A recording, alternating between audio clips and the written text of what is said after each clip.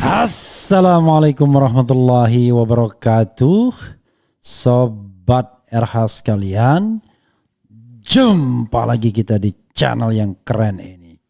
Keren cadas.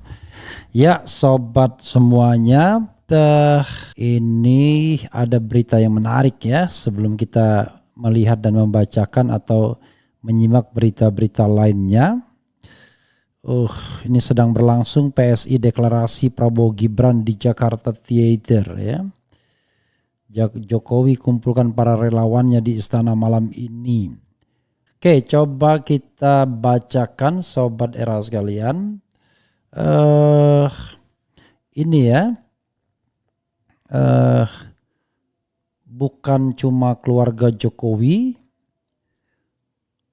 TPDI resmi laporkan 9 hakim MK hingga Prabowo ke KPK. Coba kita lihat ya. Walaupun laporan ini agak ngeri-ngeri sedap, susah-susah gampang. Karena kita tahu ya ujungnya seperti apa. Tapi coba kita lihat ya. Oke. Republik Merdeka, Tim Pembela Demokrasi Indonesia, TPDI resmi melaporkan keluarga Presiden Joko Widodo hingga bakal calon presiden baca pres Prabowo Subianto atas dugaan KKN, kolusi dan nepotisme ya, bukan korupsi, kolusi dan nepotisme ke KPK. Pantauan kantor berita RMOL, proses laporan tersebut berjalan selama 1 jam lebih. Koordinator TPDI Erik Espat mengatakan pihaknya telah melaporkan beberapa pihak kepada KPK atas dugaan tindak pidana kolusi dan nepotisme yang diduga dilakukan oleh Presiden Jokowi dengan Ketua MK Anwar Usman, juga Gibran dan Kaisang dan lain-lain, kata Erik kepada wartawan. Ini seperti tamsilnya Rocky Gerung ya. Itu sang anak, adik, keponakan telepon kepada pamannya karena disuruh ayahnya agar kakaknya jadi langsung begitu ya. Dalam dokumen yang diserahkan kepada KPK, 17 orang yang dilaporkan.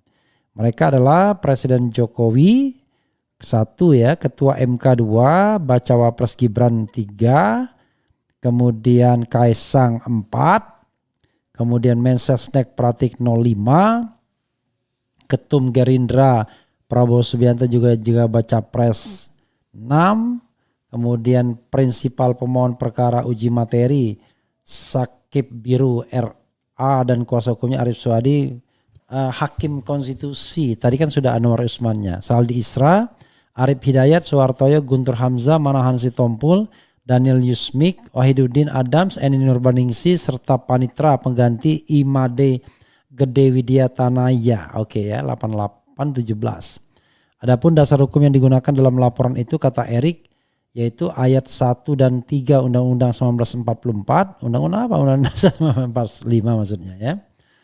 Pasal 1 dan 3 barangkali. TAP MPR nomor 11 1998, TAP MPR 8 2001, Undang-Undang 2899, Undang-Undang 3199, Undang-Undang 19 2019, Undang-Undang 18 2003.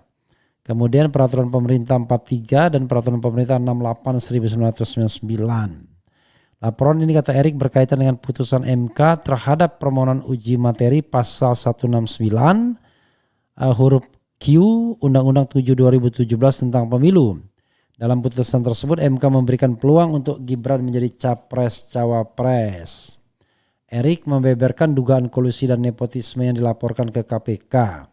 Presiden Jokowi dan Ketua MK Anwar Usman merupakan ipar, sedang Anwar dengan Gibran dan Kaisang merupakan paman dan keponakan. Sesuai dengan Undang-Undang Kekuasaan Kehakiman, kalau punya hubungan kekeluargaan itu ketua majelisnya harus mengundurkan diri. Tapi kenapa Ketua MK membiarkan dirinya tetap menjadi Ketua Majelis Hakim, tegas Erik. Bahkan kata Erik, Presiden Jokowi yang menjadi pihak yang ada di dalam persidangan juga seharusnya meminta Anwar mengundurkan diri dari Ketua Majelis Hakim dalam penanganan perkara terkait usia minimal capres-cawapres. Sebagai Ketua MK, masa tidak tahu Undang-Undang Kekuasaan Kehakiman? Harusnya dengan tegas dari awal, saya tidak berhak karena berbenturan kepentingan. Nyatanya kan tidak, diam-diam saja. Lebih-lebih di sini Presiden Jokowi juga tidak menyatakan meminta supaya Ketua MK yaitu Ketua Majelis Hakim itu Pak Anwar mundur karena berbenturan kepentingan, kata Erik. Selain itu, kata Erik, anggota MK yang juga menjadi anggota majelis seharusnya menyuarakan Anwar mundur dari Ketua Majelis. Walaupun dia 8 anggota MK lainnya anggota majelis, dia tahu pimpinan itu mempunyai hubungan kekeluargaan, harusnya menyampaikan, tidak bisa jadi majelis hakim, tutur Erik. Dalam laporan ini Erik menyampaikan beberapa bukti seperti fotokopi putusan MK, risalah rapat RPH, permusyawaratan hakim, laporan utama majalah Tempo, serta rekaman video YouTube. Kita berharap KPK tanggap cepat, kalau lambat-lambat takut jadi permasalahan lagi, pungkas Erik. Sepertinya perlu juga kita lihat laporan Tempo itu apa isinya ya. Karena menarik nih sebenarnya ya. Apa saja yang menjadi laporan majalah Tempo. Oke, saudara sekalian, kita tidak tahu nih kalau kita lihat misalnya ya. Ini ada luar biasa nih. Ini yang menarik ya. Ada karikatur, entah siapa yang membuatnya, mungkin bisa ditampilkan. Dahulu sang ayah ke ibu kota naik SMK, kini sang anak ke ibu kota naik MK. Luar biasa ya.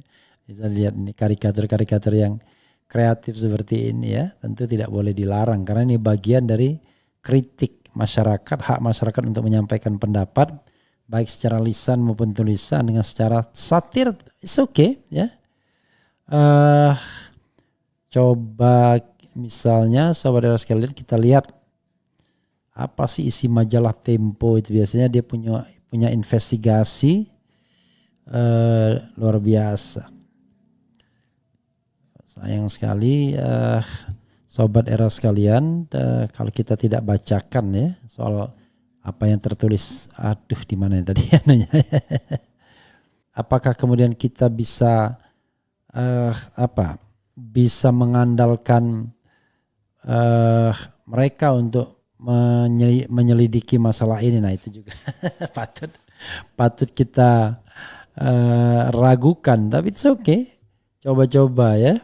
Siapa tahu tiba-tiba nanti ada hal yang luar biasa, tindakan KPK atau paling tidak Majelis Kehormatan Mahkamah Konstitusi itu juga bekerja, walaupun saya sendiri punya keraguan menganggap bahwa tidak independen, tetapi it's okay.